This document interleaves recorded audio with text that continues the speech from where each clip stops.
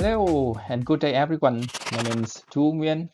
I'm pleased to present alongside my teammate Thang Duan and Bing Kieu. We are from EX2C team. Today we'll be discussing why Vietnam is now focusing on carbon captures and storage (CCS). The agendas for today cover the 6 key main points. I will cover the top 3 points. The rest will be taken care by Bing Kieu. Through our presentation, we will discuss and share with you some initial findings on the potential of unconventional subsurface storage.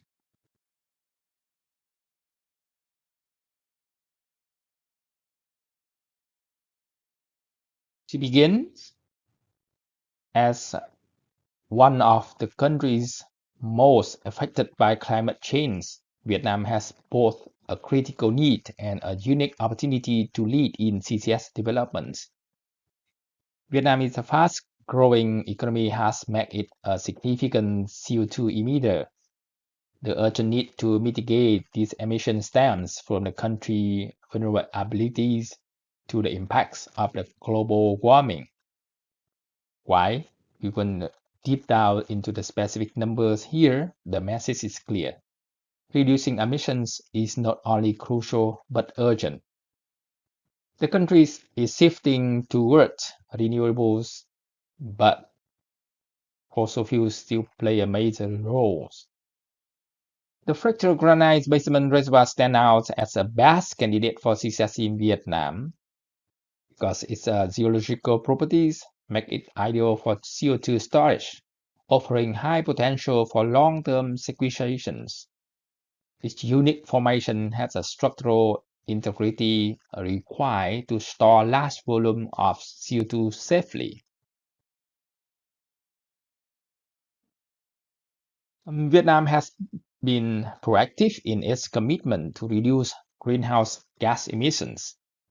The country has updated its national determined contributions, set ambitious goals for renewable energies, planning phase out and use of coal.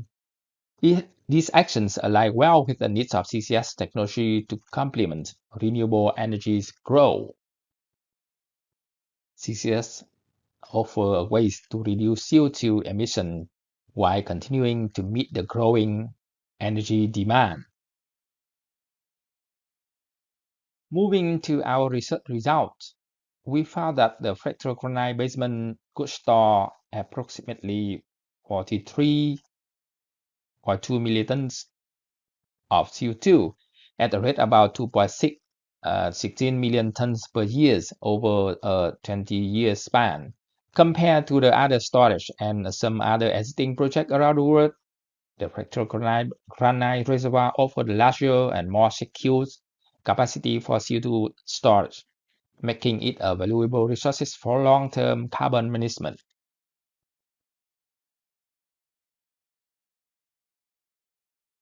Now, let's quickly overview the CCS chain. It's involved in capturing CO2 from emission resources, transporting it, usually by pipeline or shipping, storing it underground in a geological formations. Each step is critical to ensure the successful of CCS project.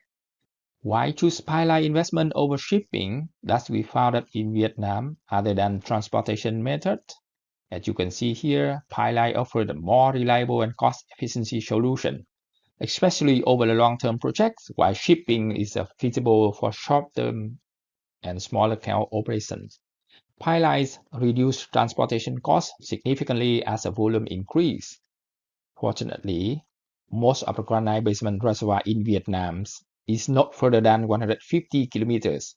This is very ideal for developing and building a CO2 injection pipeline system.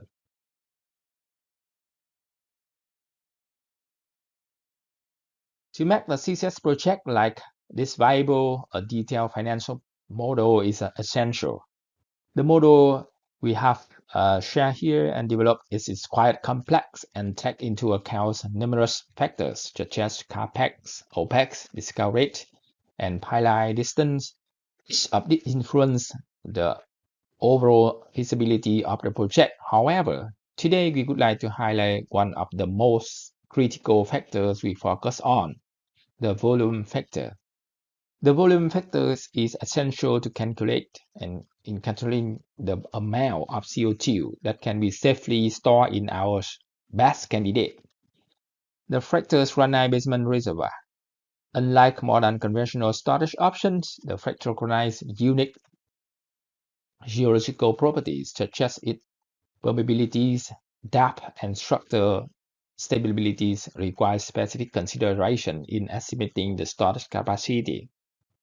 Its focus on volumes is crucial for fractal granite reservoir, as it is set apart of other storage types due to its enhanced storage potential for long-term security.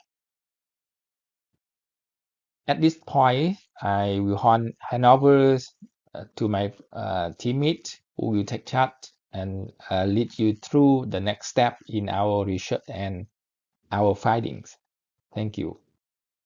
I'm going to now let's move to the data analysis and insight. The major tasks of the Ccus project including four main stages, which is the identification of the potential storage site, determining the capacity of subsurface reservoir, preparation and injection, and the last one is post-injection monitoring. The Ccus project somehow is quite similar to the oil and gas project in petroleum industry. 5 subsurface requirements that Ccus site need to meet, such as the depth the reservoir should be deeper than 800 meters, the volume of the storage should be large, and the reservoir permeability is high, and also the low of leaking risk of CO2. Vietnam also developed the local criteria for a reservoir for the seal for the risk and the other items like a distance from the CO2 sources. The criteria is ranking from bad to good as shown here. Oil and gas activity in Vietnam is taking place in the main basin. The Cologne Basin is a major pool of oil and gas production. In there, the fracture granite basement contribute about 80% of the oil production. So most of the field are more than 20 years production. So in terms of the CCS side, Vietnam has the potential in both offshore and onshore. So for the petroleum related, there are 12 depleted fields in Cologne Basin and 2 in the Lam Basin. You can see on the subject section here is the image of the fracture granite basement, which is depicted or detailed in the next slides. Fracture granite basement has the high probability. It could be up to dark sea with the rock frame is solid and the sealing capacity is proven, both the top seal and the lateral seal. You can see here the image of the outcrop of the granite fracture granite basement, which is related to the subsurface reservoir here in that White Tiger field. To build the predictive model, we use the data provided. The data is the CO2 emission for each country in the world. And the data here you can see is non-linear and non-stationary at all. So that's why we use the exponential triple smoothing model to predict the future of the CO2 emission for not only Vietnam, also Japan, South Korea, and Singapore. The point is that we see where is Vietnam position in the Asia in terms of CO2 emission. We predict that up to 2050, and you see the emission of Vietnam at the time is about 366. Meanwhile, the commitment of the government with the COP is 248. So the remaining is the 118.5 million ton CO2 need to mitigate is quite a big challenge. So CCS could be a good solution for that. In conclusion, CCS presents a promising opportunity for Vietnam. Our team has developed the flexible replacement reservoir models, as well as the financial models, which guide the stakeholder for their decision-making. Moving forward, the regulatory frameworks will be essential to ensure the viability and success of CSAT in Vietnam. Lastly, we invite all stakeholders to join us in making this future a reality.